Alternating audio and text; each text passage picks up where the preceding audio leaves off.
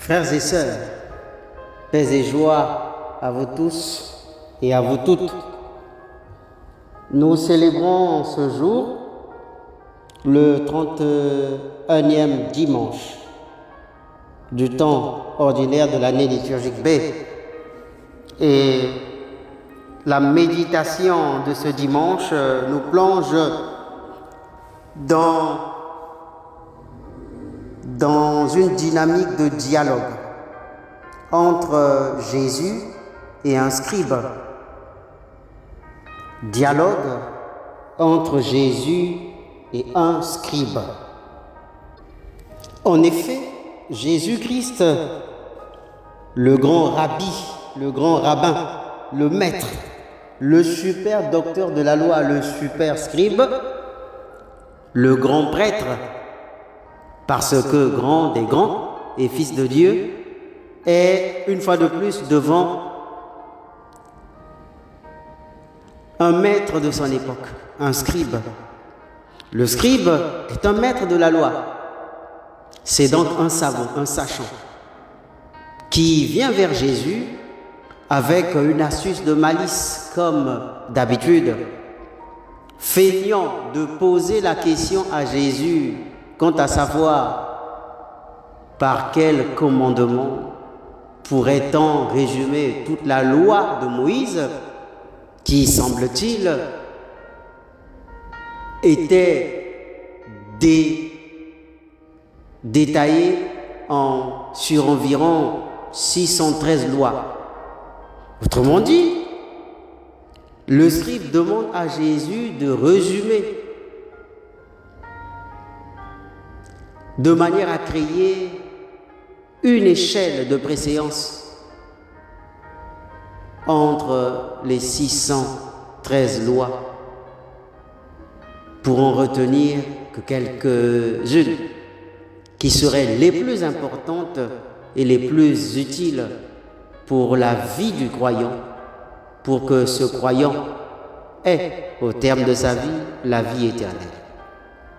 Mettons une pause et que soit dit de manière claire, il existe pour toutes les sociétés des lois, des textes. Certaines des lois sont appelées lois fondamentales parce que, étant les plus importantes et les plus grandes, qui font naître d'autres lois, il s'agit des constitutions. Une constitution, c'est une loi fondamentale. C'est la plus importante, la plus grande, la plus noble en dignité de toutes les lois qui puissent exister pour un pays. C'est la loi mère. À côté de la constitution, il y a beaucoup d'autres lois. Lois portant sur la famille, lois portant sur tel ou tel aspect de la vie de la société. Avec ces lois, certaines lois, dit-on, légifèrent sur les questions relatives à la pénalité, le droit pénal, pour des questions de gestion de conflits et des contentieux, de discipline et de rééducation civile, sociale. Il y a des lois qui régissent le monde du travail, la loi du travail. Il y a du droit avec des lois relatives aux questions administratives, les procédures administratives et les protocoles qui doivent être honorés et respectés pour le bon vivre et une belle organisation professionnelle. Il y a les lois du commerce régissant les échanges commerciaux entre les entités qui exercent dans le domaine. Il y a des lois sur la pêche maritime, la pêche continentale. Il y a des lois sur tout ce qui concerne la vie humaine dans la société. Toutes ces lois n'ont pour seul but et seule raison que la recherche du bien-être de l'homme et la protection de ses droits subjectifs. Et le droit subjectif le plus important de l'être humain, de l'homme en société, c'est la dignité, le respect de sa vie, de son intégrité physique et corporelle. Oui, bien aimé, c'est ainsi que s'organise la vie des hommes en société. Il nous faut donc, pour tous et pour chacun, respecter la loi à tous les niveaux, en toutes circonstances et dans chaque cas. Il aura suffi de violer une seule loi pour en être puni et pénalisé sévèrement. Eh bien, c'est probablement le contexte dans lequel nous plonge ce scribe en s'approchant de Jésus, lui posant la question de savoir, Maître, quel est le premier de tous les commandements? Jésus, en bon scribe, en bon rabbin, répond à la question de ce scribe en le faisant faire un retour aux sources. Il s'en va donc puiser dans la loi de Moïse ce que l'on appelait à l'époque et à ce jour le schéma Israël pour répondre ou apporter une ébauche de solution à l'inquiétude de ce dernier. Schéma Israël veut dire écouter. Alors pour lui, tout commence par l'écoute. Qui doit-on écouter? Eh bien, c'est le Seigneur notre Dieu, parce qu'il est unique, qui a autorité, légitimité, qui a pouvoir et compétence de pouvoir s'adresser aux hommes. Parce que, comme dit le psaume, il nous a fait et nous sommes à lui, nous sommes son peuple et son troupeau. Nous lui devons obéissance, respect. Notre vie est entre ses mains. Bien aimé, ce n'est qu'après avoir écouté le Seigneur Yahvé, le Dieu et roi du ciel et de la terre, que nous pouvons réaliser à travers sa parole le reste de ce qui constitue et représente la loi. Entre autres, l'amour résolu et absolu de Dieu qui se vit et se comprend dans l'amour strict du prochain et de tous les autres prochains, parmi lesquels l'ennemi. Frères et sœurs, il est beau que nous mettions un point sur le verbe écouter. Qui écoute est porté par l'attitude de l'humilité, de la docilité, de l'attention, parce qu'en écoutant, on capte le message qui nous est proposé et on en tire les bonnes leçons et les choses agréables pour nous-mêmes et pour les autres. Écoute Israël. Israël est mis pour l'homme que je suis, l'homme que vous êtes. Israël est mis non pas seulement pour le peuple élu, mais pour toute la terre, pour tous les hommes et les femmes, les enfants du monde entier. Nous sommes Israël. Nous sommes invités à écouter la parole de Dieu pour que nous puissions trouver dans cette parole ce qu'il y a d'essentiel, susceptible de nous sortir de toutes les catastrophes de notre humanité, de notre existence. Oui, quand les lois de la terre, les lois humaines brillent d'imperfection, de hiatus, de contresens ou de contre-courant, quand les lois des hommes deviennent des opportunités et des occasions de dégradation de mœurs, de biens, quand les lois de la terre promulguées par les puissants d'ici-bas, les puissants de la terre, deviennent des occasions de chute, d'humiliation, de violence, d'agression, de mépris pour les uns comme les autres. ces lois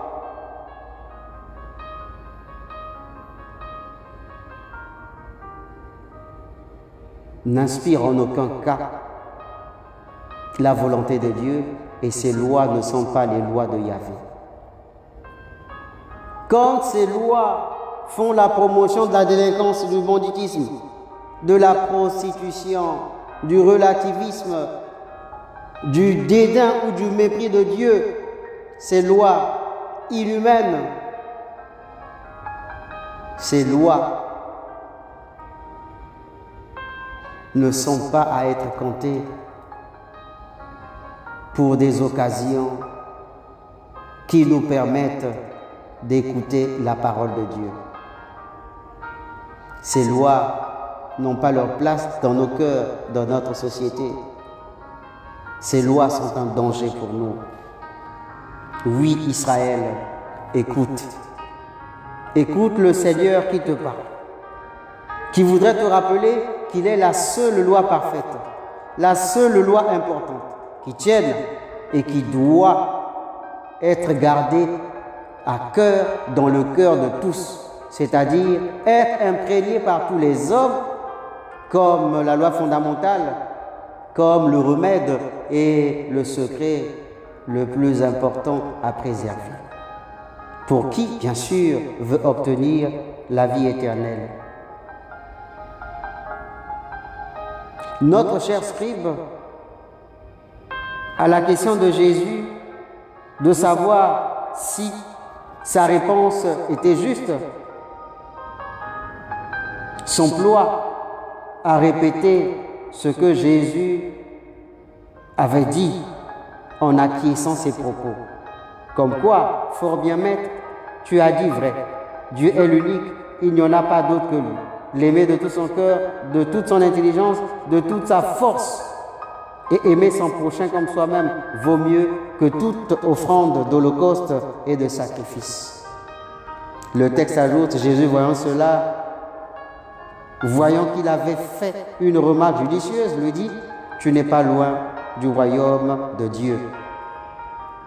Il faut donc croire que faire comme Jésus, écouter la parole de Dieu et